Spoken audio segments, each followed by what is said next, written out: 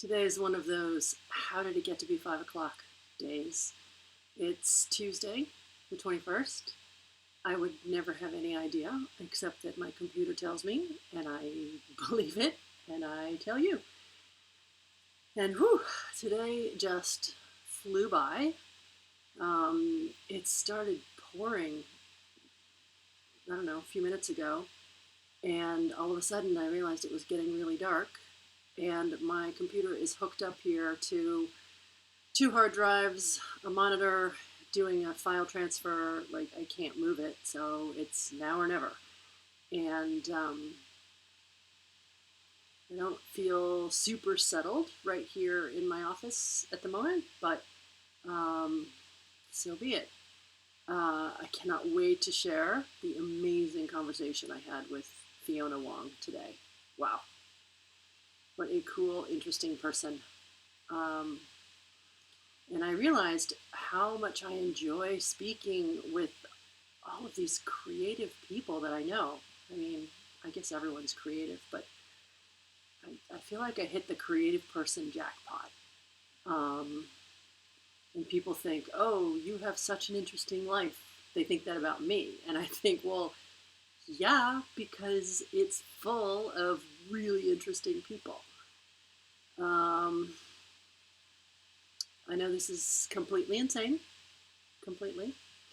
But another artist friend of mine posted a photo that it just took my breath away. And it's just one of my favorite artists. And I just asked her if it was for sale. And of course, when you ask an artist that, the answer is usually yes.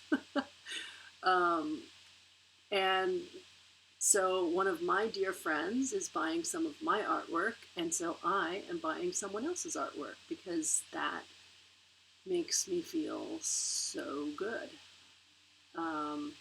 It just feels like part of a cycle of cycle of art, and yeah, so I'm excited about that. And of course, I invited her to have one of these little conversations, so that'll happen as well. And I'm so grateful to my friend Tanya, who I did one of these conversations with, who gave me some suggestions about how to handle that feeling of being overwhelmed by things that are so beautiful. Like I was talking about Peter Beard and his art and how I felt about it. And she gave me some really excellent suggestions related to the spiritual teacher that we have in common. And she was talking about how to process those feelings of like, this is too much. So I'm excited to try that. Maybe just try it anyway. Like, yeah, whenever I crack a book that just feels overwhelmingly beautiful to me. Yeah, it's so interesting. So interesting. I love how much art and creativity is just being born right now and flourishing in a weird way. And I normally don't look at a lot of the news. I don't look at statistics and the death toll and all these horrible negative things that really don't do anything good for my mind. But I did happen to notice today, because a friend from high school posted something about the number of virus-related deaths in New York. I think it was New York City versus Los Angeles versus San Francisco, because he still lives in San Francisco, where all of my family lives. And I'm just going to estimate this because I don't remember exactly, but it was something like 10,000 for New York, 600 for Los Angeles, and 20 for San Francisco. Whew. So then I looked up my county, because Suffolk County, where I live, is at the very end of Long Island. Yes, a lot of New York City people came here, but we also live in a very different set of circumstances. You know, we are more little houses and separated, and obviously New York City is more apartments and everyone in the same spaces together all the time. So Suffolk County was about 800, I think it was 888. That number stuck out. So my county has more deaths than Los Angeles, which has many multiples of population. What is Los Angeles? 8 million, 6 million. San Francisco, as I recall, is about 1 million. New York City is about 10 million. Again, this is top of my head. But wow, that's just incredible to see that there's such a concentration here of people dying, not just people getting it, but people dying. But then there's this other part of me that doesn't want to know. Not that I don't want to know. It's more complex than that. It's not a number I want to track or follow every day for sure, and because I just don't see how that could do anything but promote fear and make me more afraid. You know, I know what I'm supposed to be doing. I know to stay home. I don't go out. I don't see anyone. I don't expose myself, and I'm so lucky that I don't have to. God, it's really sobering to feel like you're in the middle of a hot spot, but to not be feeling it, if that makes any sense. And I'm grateful to be able to detach that way and to,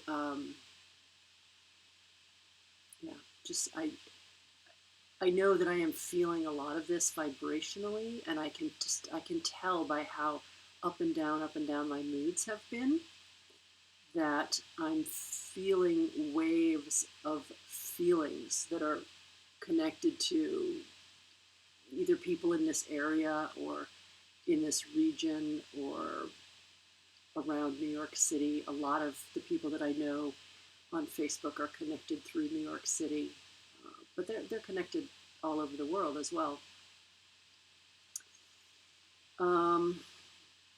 And then I went down this completely other rabbit hole today because I had to look for some specific photos for a specific project that related to a beautiful island in the Caribbean. And I was looking at photos I took there 7, 8 years ago. And it's just amazing how these photographs were transporting me back to that place, and the feeling, even the temperature. I could just feel I could practically feel the humidity on my skin, and I could feel the energy of my body running around as I took the photos. You know, I could feel, it wasn't quite exhaustion, but it was just, it was like an elevated heart rate and a constant go, go, go, go, go. And I was shooting there for about a week. And how amazing to look back at the photos and feel them this way. And this actually also does connect to the way I was feeling about Peter Beard's work, about looking at other photographers, about what I feel when I look at their photos. And I noticed I was getting different feelings about my own photos and thought, God, I have a gold mine of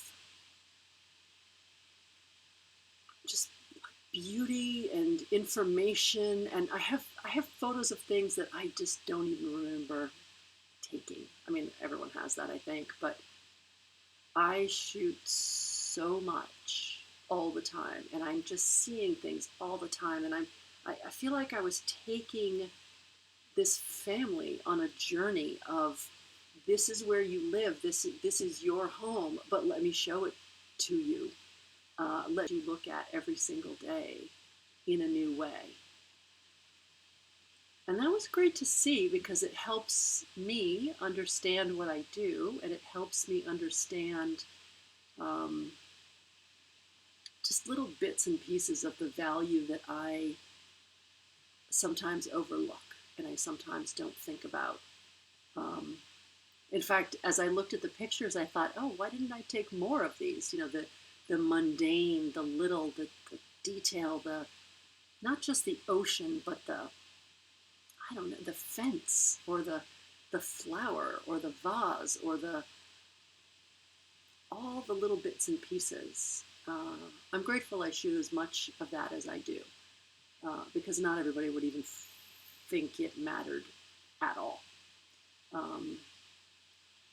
And it's easier now that we all have phones that we're constantly snapping with, and we're constantly thinking about what to put on Instagram and those sorts of things. But I'm thinking about what changes, what won't be here in a year, or 5 years, or 10 years, or which family dynamics are changing, which children are going to grow up so quickly. I don't know if I mentioned it, these beautiful photos I saw on Instagram. It was Alicia Keys with her grandmother. And I thought, I need to do more of that. I need to photograph people with their grandmothers, or whoever inspires them, whichever family member they are closest to. I need to capture more of that joy connection factor. It's the same as what I do at a wedding, but it's something else, and it's a little more playful and just around the house. And I feel like the backdrop is important too. You know, this was my house at the time. This was my relationship at the time. This was the size of my child at the time. All of those things all rolled up into one, for me, make such rich, beautiful photos. And there's a big part of me tempted to go back into old work and start rolling it together. Rolling time together. I can think of people that I have photographed over, say, 5 years in one location. I wish I had more of those. But with this particular family I'm thinking of, what if I took the 5-year-old picture and the 1-year-old picture and put them together and took away the time element? It's a little bit like the portraits of the sisters. It's a famous series of portraits of the same family over time, or the same sisters over time, I guess. But this would be looser. This would almost be like, you know how people are always, well, they're doing this to me anyway, asking me to ask my 5-year-old self what she would say. But what if I could put my 5-year-old self in the picture? Wouldn't that be awesome? Yeah, I think I'm onto something here. I'm going to stop talking about it. Just do it.